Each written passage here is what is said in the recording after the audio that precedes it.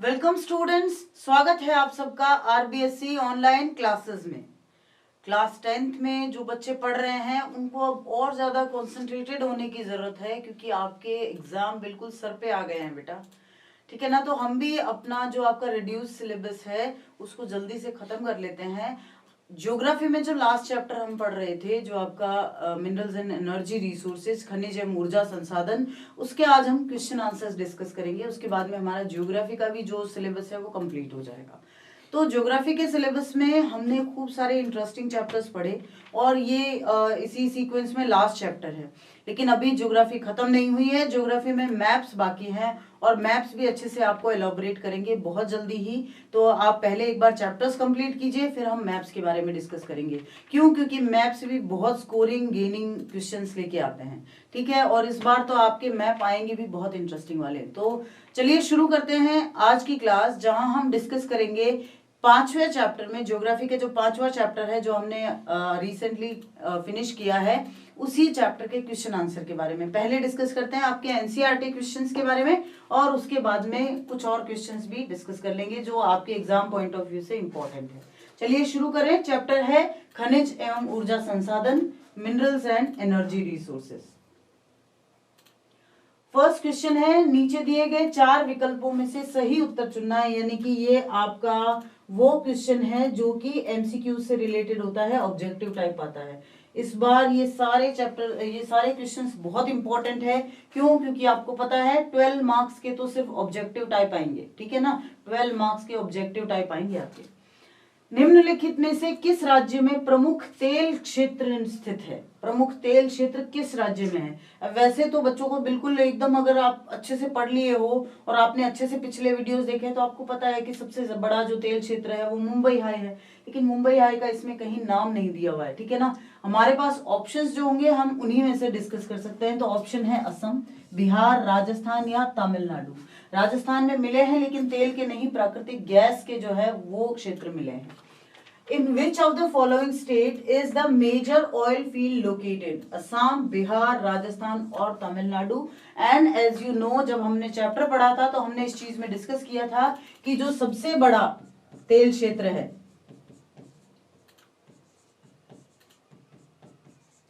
सबसे बड़ा तेल क्षेत्र वो कौन सा है? वो है मुंबई हाई। मुंबई हाई, और नाम है मुंबई हाई। तो ये कहाँ होगा? ये महाराष्ट्र में होगा।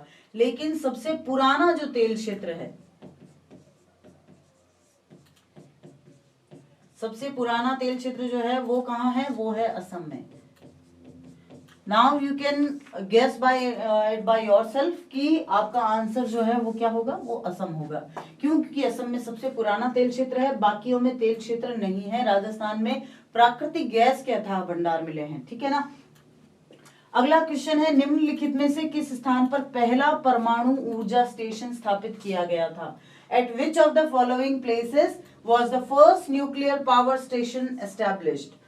कलपक्कम, नरोरा, राणा प्रताप सागर और तारापुर। ठीक है ना। कलपक्कम, नरोरा और Rana Pratap Sagar is not the right answer, but Tarapur in Maharashtra is the right answer. Maharashtra में सबसे पहला जो है परमाणु ऊर्जा संयंत्र लगाया गया था महाराष्ट्र में, और उस प्लेस का नाम क्या था? उस प्लेस का नाम था तारापुर। तो तारापुर जो संयंत्र है वो देश का सबसे पहला परमाणु ऊर्जा संयंत्र है और महाराष्ट्र में लगाया गया, तारापुर में। नेक्स्ट क्वेश्चन है, निम्नलिखित में से कौन सा खनिज भूरा कोयला के नाम से जाना जाता है? Which of the following mineral is known as brown coal? भूरा कोयला किसे कहते हैं? जब हमने कोयला पढ़ा था तो इसमें 4 तरह के कोयले पढ़े थे, एंथ्रेसाइट, बिटुमिनस, लिग्नाइट और पीट। और उसमें हमने देखा था कि एंथ्रेसाइट जो है वो सबसे उच्च कोटि का होता है और उसमें कार्बन की मात्रा जो है वो सबसे ज्यादा होती है। लेकिन ये घटते घटते जब तक लिग्नाइट तक आता है तो वो कार्बन की मात्रा कम होती है और लिग्नाइट में जो है रंग भी उसका भूरा होता है। तो लौह, लिग्नाइट और मैग्नीज और अभ्रक में से हम लिग्नाइट को प्रॉपर आंसर के रूप में समझ सकते हैं। क्यों? क्योंकि लिग्नाइट कोयला जो है वो भूरे रंग का होता है। ठीक है ना। अभ्रक आप सबको पता है, माइका जो होती है वो बिल्कुल शाइनिंग कलर की होती है, वो बिल्कुल सिल्वर शाइनिंग कलर होता है। मैग्नीज भी बिल्कुल लोहे के काम आने वाली चीज है। लोहा हमें पता है कि काले रंग का होता है। लिग्नाइट जो है वो कोयला है, और कोयला ये भूरे रंग का होता है। तो हम भूरे कोयले की बात कर रहे हैं तो we will say lignite. Which of the following is a non renewable source of energy? इनमें से कौन सा ऊर्जा का अनवीकरणीय स्रोत है? जल, सौर, ताप या पवन? ठीक है, वाटर, सोलर, हीट और विंड। हमें पता है कि जल जो है वो बिल्कुल नवीकरणीय है, बिल्कुल हम उसको चाहे तो वापस प्रोड्यूस कर सकते हैं। बल्कि हम ये कह सकते हैं ज्यादा बेटर तरीके से कि इसको नेचर अपने आप रिप्रोड्यूस करती है, यानी प्रकृति इसको अपने आप बनाती है। सौर ऊर्जा पर हमारा कोई बस नहीं है, ये सूर्य है। ठीक है, उसी तरह पवन पर भी हमारा कोई बस नहीं है। लेकिन ताप ऊर्जा जो है वो हम प्रोड्यूस करते हैं, कभी कोयला जला के, पेट्रोलियम जला के या कुछ भी करके। तो उसको वो अनवीकरणीय संसाधन है, ठीक है ना, वो बिल्कुल नॉन रिन्यूएबल में आएगा। नेक्स्ट क्वेश्चन, जो कि 30 शब्दों में उनके आंसर देने हैं। सबसे पहला क्वेश्चन है, भारत में अभ्रक के वितरण का विवरण दीजिए। Give an account of the distribution of mica in India. अब आपको वितरण का डिस्ट्रीब्यूशन या वितरण का विवरण देना है, इसका मतलब ये है, सीधा सीधा ये पूछा गया है कि भारत में अभ्रक के भंडार कहाँ कहाँ पाए जाते हैं। ठीक है ना, भारत में अभ्रक विशेषतः झारखंड, आंध्र प्रदेश व राजस्थान से प्राप्त किया जाता है। इसके अलावा तमिलनाडु, पश्चिम बंगाल, मध्य प्रदेश, कर्नाटक, महाराष्ट्र से भी अभ्रक पाया जाता है। झारखंड के निचले जिलों यानी हजारीबाग के पठार और आंध्र प्रदेश में नेल्लौर जिले में सर्वोत्तम यानी सबसे अच्छी क्वालिटी का अभ्रक का उत्पादन किया जाता है। In India mica is specially obtained from Jharkhand, Andhra Pradesh, Rajasthan. Apart from this mica is also found in Tamil Nadu, west Bengal, Madhya Pradesh, Karnataka and Maharashtra. The best type of mica is produced in the lower Hazaribagh plateau or of Jharkhand and Nellore district in Andhra Pradesh। तो यानी मुख्यतः दो नाम लिए जा सकते हैं, पहला झारखंड और दूसरा आंध्र प्रदेश। झारखंड में कहा हजारीबाग और आंध्र प्रदेश में कहा नेल्लोर। ठीक है ना, उसके अलावा सिर्फ आपको कुछ 2-3 राज्यों के नाम याद करने हैं, जैसे पश्चिम बंगाल है, तमिलनाडु है, मध्य प्रदेश है, कर्नाटक है और महाराष्ट्र। ठीक है ना, तो आपको इस तरह से याद करने हैं कि आपको इजीली याद हो जाए वो चीज। झारखंड और आंध्र प्रदेश दो ऐसे स्पेसिफिक राज्य है जहां पर आपको जगह भी याद करनी है। झारखंड में हजारीबाग और आंध्र प्रदेश में नेल्लौर। नेक्स्ट क्वेश्चन है, नाभिकीय ऊर्जा किसे कहते हैं? भारत में प्रमुख नाभिकीय ऊर्जा केंद्रों के नाम लिखने हैं आपको। What is nuclear energy? Name the major nuclear power stations of India. ठीक है, उनके मुख्य जो जगह है उनके नाम लिखने हैं। तो नाभिकीय ऊर्जा जो है रेडियोधर्मी पदार्थ, यानी जो रेडियो एक्टिव जो मटेरियल्स होते हैं, रेडियोधर्मी पदार्थ जैसे यूरेनियम, थोरियम, उनके संलयन से प्राप्त ऊर्जा की नाभिकीय ऊर्जा कहते हैं। उनके संलयन, कई बार उनका विच्छेदन किया जाता है, कई बार उनको आपस में क्रियाएं कराई जाती है और उससे जो ऊष्मा उत्सर्जित होती है उसको नाभिकीय ऊर्जा कहते हैं। भारत में यूरेनियम व थोरियम के भंडार काफी बड़ी मात्रा में है। भारत के प्रमुख नाभिकीय ऊर्जा केंद्र कौन कौन से हैं? सबसे पहला तारापुर महाराष्ट्र में, दूसरा रावत भाटा राजस्थान में, तीसरा कलपक्कम तमिलनाडु में, चौथा नरोरा उत्तर प्रदेश में, फिर कैगा कर्नाटक में और काकरापारा गुजरात में। अभी ये आपको अच्छे से याद क्यों रखने हैं? क्योंकि इनमें से कोई भी जगह आपके मैप में भी पूछी जा सकती है। मिनरल्स वाला जो ये चैप्टर है ना, वो मैप की दृष्टि से बहुत इंपॉर्टेंट है आपके। Nuclear energy, the energy obtained from the fusion of radioactive substances is called nuclear energy, such as uranium and thorium is called nuclear energy. India has huge reserves of uranium and thorium. The major nuclear power stations of India are Tarapur Maharashtra, ठीक है, फिर रावत भाटा राजस्थान में, उसके अलावा कलपक्कम तमिलनाडु में, नरोरा उत्तर प्रदेश में, केगा कर्नाटक में और काकरापारा जो है वो गुजरात में है। तो ये आपको मुख्य जगह हैं, जो मेन प्लेसेस हैं या मेन स्टेशंस हैं, वो याद रखने हैं। नेक्स्ट क्वेश्चन है, अलौह धातुओं के नाम बताइए और उनके स्थानिक विवरण की विवेचना कीजिए। अब अलौह धातु यानी कि किसे कहेंगे? ऐसी धातुएं, ऐसे जो है मेटल्स जिनमें लोहा नहीं हो, यानी कि non ferrous minerals. Name the non ferrous metals discuss their spatial distribution, ठीक है ना, उनका कहाँ पर उनको वो ज्यादातर पाई जाती है वो आपको बताना है। तांबा, सोना, बॉक्साइट और चांदी ये अलौह धातुएं हैं। उड़ीसा बॉक्साइट का सबसे बड़ा उत्पादक है। झारखंड, महाराष्ट्र, कर्नाटक, गुजरात, छत्तीसगढ़, मध्य प्रदेश और तमिलनाडु ये बॉक्साइट के अन्य उत्पादक हैं। तांबा मुख्यतः झारखंड, मध्य प्रदेश और राजस्थान में मिलता है।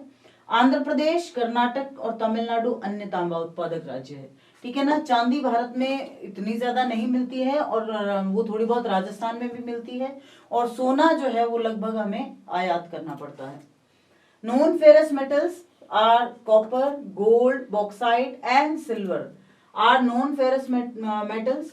Odisha is the largest producer of bauxite. Jharkhand, Maharashtra, Karnataka, Gujarat, Chhattisgarh, Madhya Pradesh and Tamil Nadu are the other producing states of bauxite. Copper is mainly found in the states of Jharkhand, Madhya Pradesh and Rajasthan. Andhra Pradesh, Karnataka and Tamil Nadu are other copper producing states, ठीक है ना। तो ये mainly states है जहां पर ये अलौह धातुएं जो है प्राप्त की जाती है।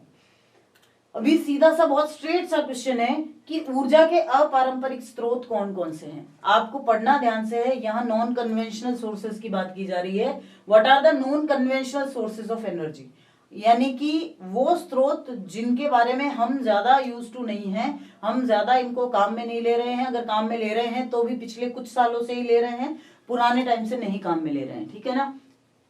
ये सतत पोषणीय ऊर्जा के नवीकरणीय योग स्रोत हैं, जैसे पवन ऊर्जा, जल ऊर्जा, सौर ऊर्जा, ज्वारीय ऊर्जा, तरंग ऊर्जा, भूतापीय ऊर्जा और जैव ऊर्जा। ये ऊर्जा के अपारंपरिक स्रोत कहे जाते हैं। ये स्रोत पर्यावरण के अनुकूल हैं और इसलिए कम खर्चीले भी हैं और टिकाऊ भी हैं। These are renewable sources of sustainable energy such as wind energy, hydro energy, solar energy, tidal and wave energy, geothermal energy and bioenergy. These are called non-conventional sources of energy. These sources are eco-friendly and less expensive and sustainable. ये बहुत sustainable है, क्यों? क्योंकि जैसे सूर्य है वो तो हमें रोशनी देता ही रहेगा, तो हम सोलर एनर्जी को बहुत अच्छे सब्सटेंस, बहुत अच्छे पोटेंशियल के साथ यूज कर सकते हैं। नेक्स्ट आपके बड़े वाले क्वेश्चंस में से है, सबसे पहला क्वेश्चन है, भारत के पेट्रोलियम संसाधनों पर एक विस्तृत टिप्पणी लिखिए। विस्तृत कह दिया है तो आपको बहुत ही अच्छे से एक इस पर नोट लिखना ही पड़ेगा। Right a detailed note on petroleum resources of India. तो हम लिखेंगे क्या उसमें, सबसे पहले तो हम उसके जो हम जिसको कहते हैं परिचय वो देंगे। भारत में व्यवस्थित ढंग से खनिज तेल का अन्वेषण यानी खोज और उत्पादन 1956 ईस्वी में तेल और प्राकृतिक गैस आयोग की स्थापना के बाद हुआ। तो जो इंटरनल क्वेश्चन बनते जा रहे हैं ना वो भी आपको साथ साथ में नोट करने हैं। देखो 1956 में तेल एवं प्राकृतिक गैस आयोग की स्थापना हुई थी, ठीक है ना। इससे पहले असम में डिगबोई एकमात्र तेल उत्पादक केंद्र था। अभी मैंने पहले क्वेश्चन में आपको यही बताया कि असम सबसे पुराना तेल उत्पादक राज्य है, जहां नाहौर पोंग नामक स्थान पर 1857 ईस्वी में भारत का पहला तेल का कुआं खोदा गया था। हाल ही के वर्षों में देश के दूरतम पश्चिमी और पूर्वी तटों पर तेल के नए निक्षेप यानी जमाव यानी डिपॉजिट्स मिले हैं। इनमें डिगबोई, नाहरकटिया, मोरान प्रमुख तेल उत्पादक क्षेत्र हैं। गुजरात में महसाणा, नवागाम, कोसांबा, अंकलेश्वर, कालोल, लुनेज ये प्रमुख तेल उत्पादक क्षेत्र हैं। मुंबई हाई अरब सागर के अप तटीय क्षेत्र यानी मुंबई से 160 किलोमीटर दूर है, जिसमें 1976 ईस्वी से उत्पादन शुरू हुआ। मुंबई हाई में कब उत्पादन शुरू हुआ? 1976 ईस्वी से। तेल एवं प्राकृतिक गैस आयोग को पूर्वी तट पर कृष्णा, गोदावरी तथा कावेरी के बेसिनों में ये कई सारे निक्षेप जो है अन्वेषणात्मक कूपों में मिले हैं, यानी कि खोज करने के समय जो वो वेल्स खोदे जाते हैं ना उनमें मिले हैं उनको। Exploration and production of mineral oil is a systematic manner in India, started in 1956 after the establishment of Oil and Natural Gas Commission. Then this question also can be asked that when Oil and Natural Gas Commission was established. It was established in 1956. Earlier, Digboi was the only oil producing center in Assam. That's why I have earlier said that Assam is the oldest oil well in India. Where the first well in India was dug in 1857 AD at Nahor Pond. In recent years, new deposits of oil have been found in furthest western and eastern coast of the country. Digboi, Naharkatia and Moran are the major producing areas. Mehsana, Navagam, Kosamba, Ankaleshwar, Kalol and Lunaj are major oil producing areas in Gujarat. The Mumbai High offshore area of the Arabian Sea, 160 kilometers from Mumbai, began production in 1976. The Oil and Natural Gas Commission has found it in exploratory wells in the Krishna, Godavari and Kaveri on the east coast. तो इनके जो basin है वहां पर भी तेल के खूब कुएं मिले हैं, लेकिन अभी वहां प्रोडक्शन स्टार्ट नहीं हुआ है। ठीक है ना। उसके अलावा आपको और कुछ चीजें भी ध्यान में रखनी है, क्योंकि आपको कहा गया ना कि एक विस्तृत लेख लिखना है। तो इनसे निकाला गया, ये तो वो जगह हो गई जहां ये मिलते हैं। उसके बाद में इन कुओं से निकाला गया तेल अपरिष्कृत और अनेक अशुद्धियों से परिपूर्ण होता है। प्रयोग से पहले इसे शोधित यानी शुद्ध करना पड़ता है। भारत में दो प्रकार के तेल शोधक कारखाने या रिफाइनरीज हैं, पहले क्षेत्र आधारित और दूसरे बाजार आधारित। ठीक है। भारत में कुल 18 रिफाइनरीज हैं। डिगबोई क्षेत्र आधारित है और बरौनी जो बाजार आधारित है। ठीक है। खनिज तेल के शोधन के बाद इसे प्राप्त मुख्य उत्पाद पेट्रोलियम पदार्थ है, जिसका उपयोग मोटर वाहनों, रेलों, वायुयानों और बाकी जो ईंधन के रूप में ऊर्जा प्राप्त करने के लिए भी वहां काम में लिया जाता है। लेकिन इससे और भी बहुत सारे जो है सब प्रोडक्ट प्राप्त होते हैं, जिसको हम सह उत्पाद कहते हैं।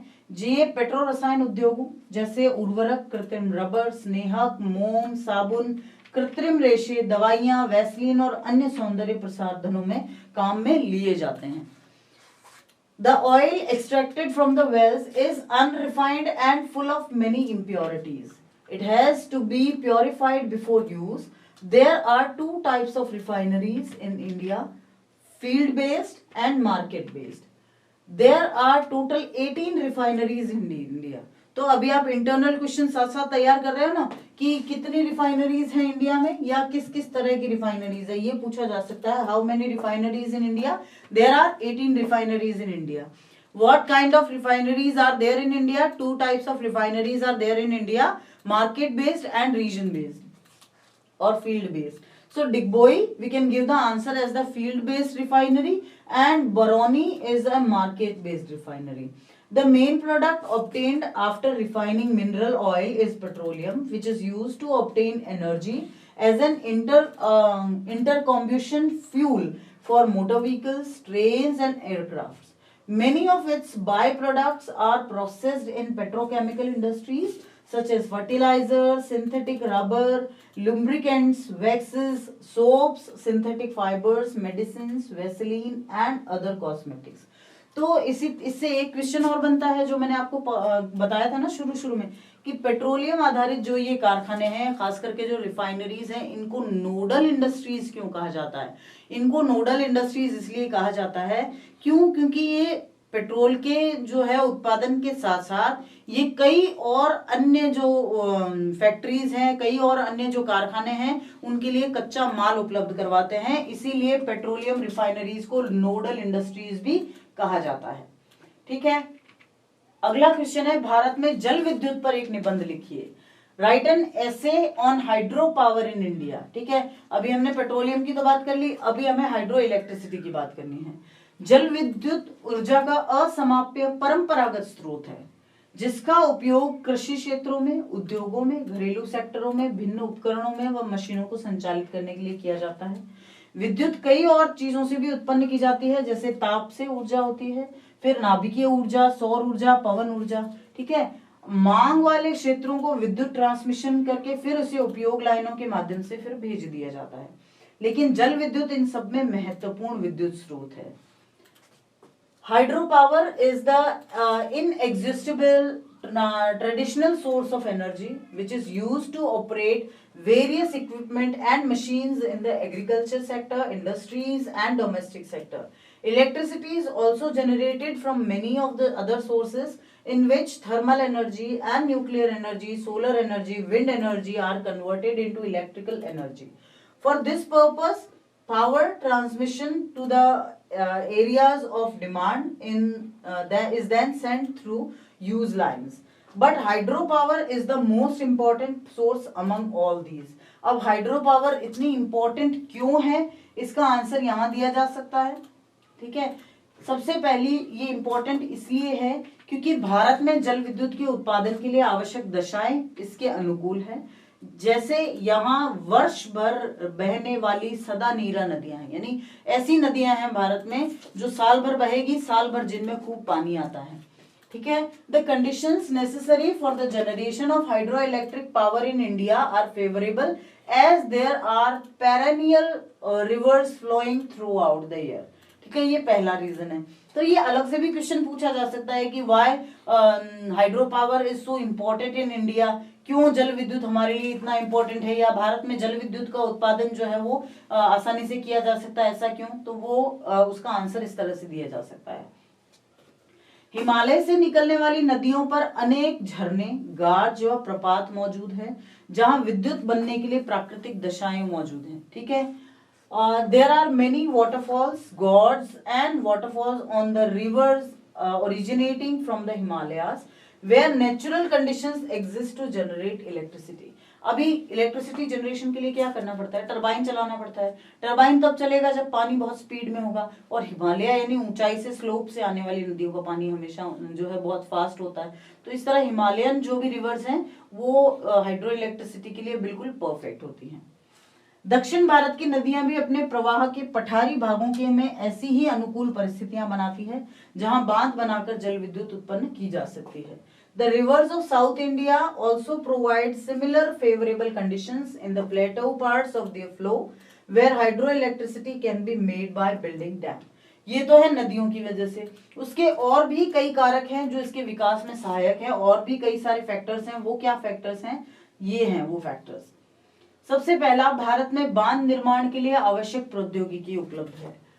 Necessary technologies is available in dam construction in India.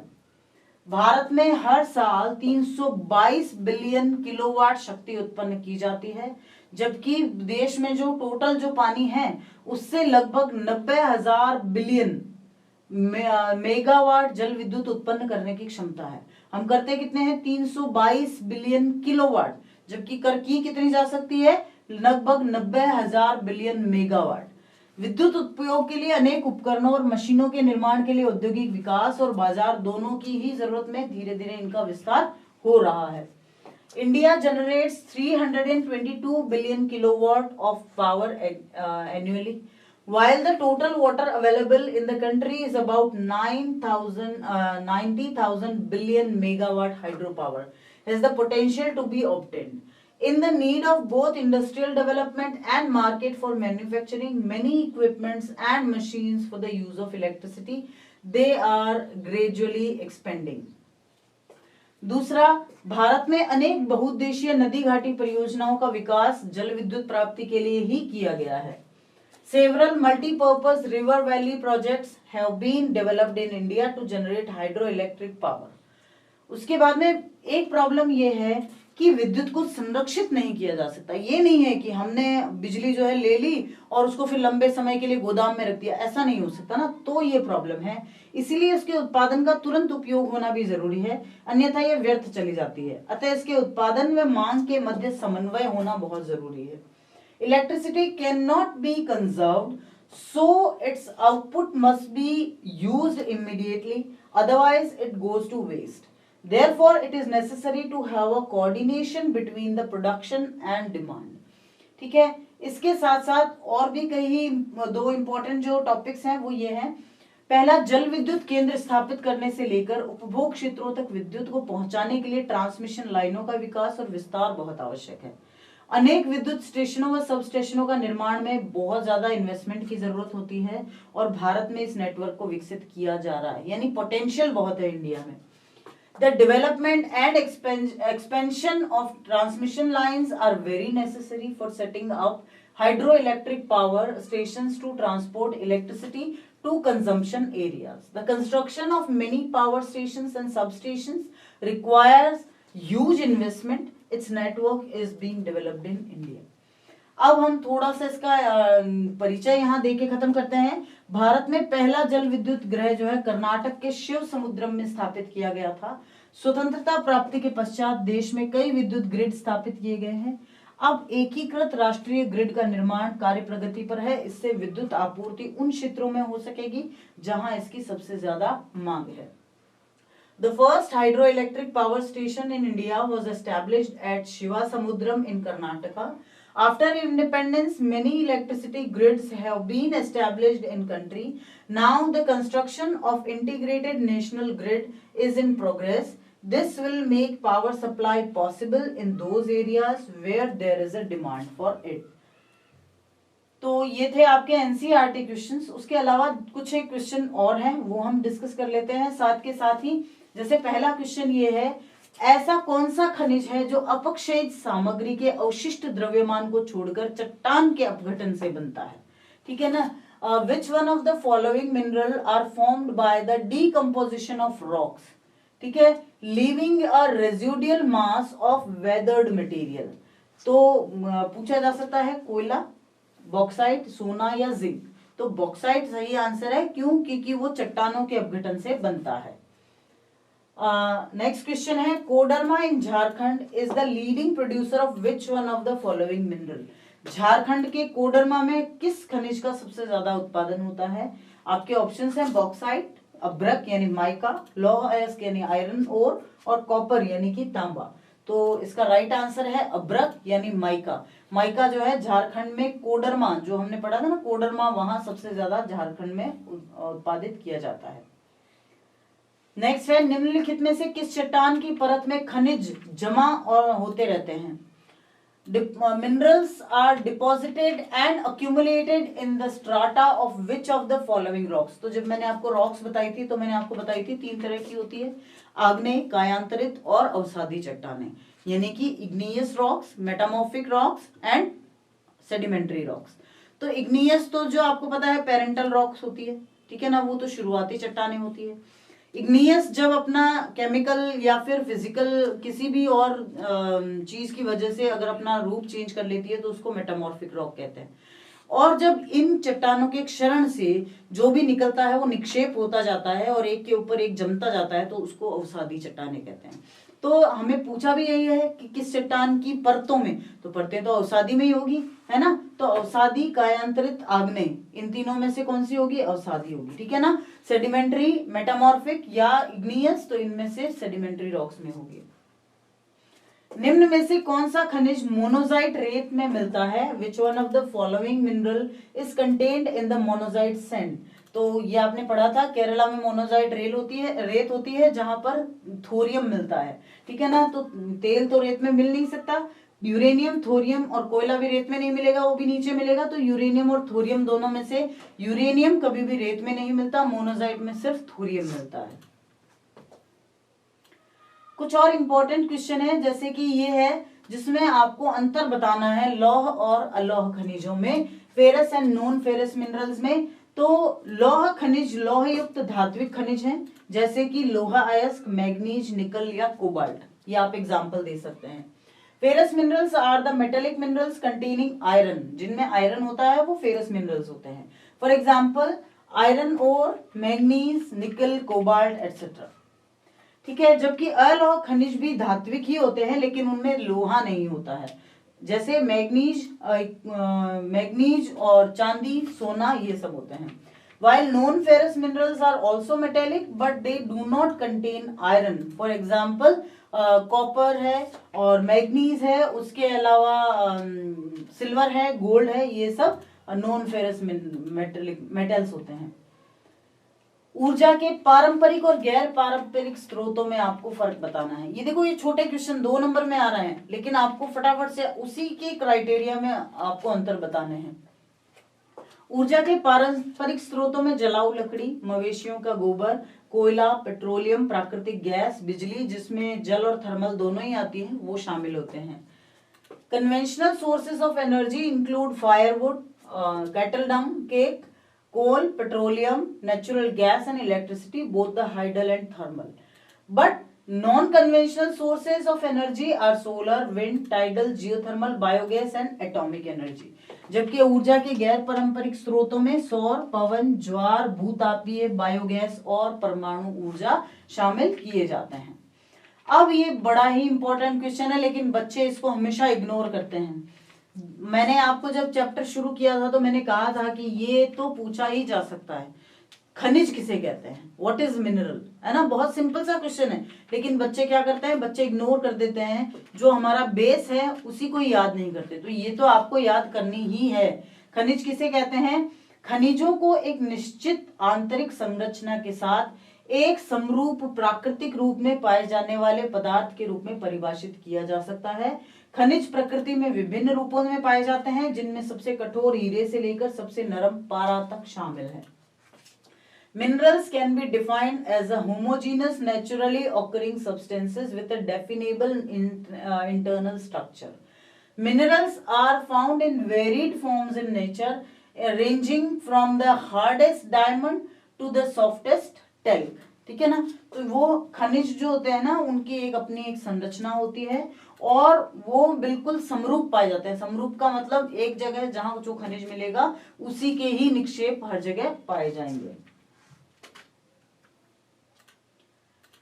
आग्नेय और कायांतरित चट्टानों में खनिज कैसे बनते हैं? अभी सेडिमेंट्री रॉक्स में तो आप सबको पता है कि उसके अंदर जो है लेयर्स होती है, लेयर के अंदर उसकी जो है खनिज बन जाते हैं। लेकिन इग्नियस और मेटामॉर्फिक रॉक्स में कैसे बनते हैं? How minerals are formed in igneous and metamorphic rocks. तो इसका आंसर ये है कि आग्नेय और कायांतरित चट्टानों में खनिज दरारों या जोड़ों में, जो उनके कुछ गांठे जैसी संरचना होती है, उनमें पाए जा सकते हैं। छोटे निक्षेपों को शिराएं कहते हैं और बड़े निक्षेपों को गांठें कहा जा सकता है। Igneous rocks and metamorphic rocks, minerals in igneous and metamorphic rocks, minerals can occur in the cracks, ravines, faults or joints. The smaller deposits are called veins and the larger ones are called lodes. ठीक है ना, जो बड़े होते हैं उनको lodes कहा जाता है। अब हमें खनिज संसाधनों के संरक्षण की आवश्यकता क्यों होती है? क्यों हमें उनको कंजर्व करना होता है? Why do we need to conserve mineral resources? तो ये बहुत सिंपल से क्वेश्चन है। खनिज जमा पृथ्वी की पपड़ी का केवल 1% है ना। मैंने आपको पढ़ाया भी था ये। हमें खनिज संसाधनों के संरक्षण की आवश्यकता इसलिए है क्योंकि खनिज निर्माण की भूवैज्ञानिक प्रक्रिया इतनी धीमी है कि जिस दर से हम अभी इनको काम में ले रहे हैं उसकी तुलना में अगर फिर से भरने की जो रेट या दर हम नापें तो वो ना के बराबर है, लाखों वर्ष लग जाएंगे। तो फिर आज जो हम यूज में ले रहे हैं वो खत्म हो जाएगा, फिर वो कभी आएगा भी या नहीं आएगा हमें पता ही नहीं। Mineral deposits form only 1% of the earth's crust. We need to conserve mineral resources because the geological process of mineral formation are so slow that rates of replenishment are very small in comparison to the current rate of consumption. बहुत कम है, तो इस कम से हमें जो है अपने आप को लेवल बना के तो चलना ही पड़ेगा ना। नेक्स्ट क्वेश्चन, भारत में कोयले के वितरण का वर्णन कीजिए। भारत में कोयला कहाँ कहाँ पाया जाता है? इससे पहले हमने क्या पढ़ा, भारत में पेट्रोलियम कहाँ कहाँ पाया जाता है। ठीक है ना। अब हम पढ़ेंगे भारत में कोयला कहाँ कहाँ पाया जाता है। बहुत इंपॉर्टेंट क्वेश्चन है। Describe the distribution of coal in India. Bharat में कोयला 2 मुख्य भूवैज्ञानिक युगों की शैल श्रृंखलाओं में पाया जाता है। In India coal can be found in rock series of 2 main geological ages. पहला गोंडवाना डिपॉजिट्स और दूसरे को कहते हैं tertiary deposit. Gondwana deposit and tertiary deposits. Gondwana deposit जो है वो 200 मिलियन वर्ष पुराना है और जो टर्शियरी जमा है वो 55 मिलियन वर्ष पुराना है। यानी कि ये बहुत लाखों साल पहले बने हैं। 55 मिलियन का मतलब ये है 550 लाख साल। 200 मिलियन का मतलब है 2000 लाख साल। ठीक है ना। तो हम लाखों वर्ष पुराने ये डिपॉजिट्स है हमारे पास। दामोदर घाटी जो गोंडवाना डिपॉजिट्स है वो कहाँ है? दामोदर घाटी पश्चिम बंगाल, झारखंड, झरिया, रानीगंज और बोकारो में। उसके अलावा गोदावरी घाटी में, महानदी घाटी में, सोन वैली में, वर्धा घाटी में। ठीक है ना। The major resources of Gondwana coals are located in Damodar Valley, West Bengal, Jharkhand. Jharia, Raniganj and Bokaro are important coal fields. With this, Godavari Valley, Mahanadi Valley, Son Valley and Wardha Valley are also the important coal fields in India. Tertiary कोयला पूर्वोत्तर राज्यों यानी कि असम, मेघालय, अरुणाचल प्रदेश और नागालैंड में पाया जाता है. Tertiary coal occurs in the north eastern states of Meghalaya, Assam, Arunachal Pradesh and Nagaland. अभी ये भी एक बहुत इंपॉर्टेंट क्वेश्चन है.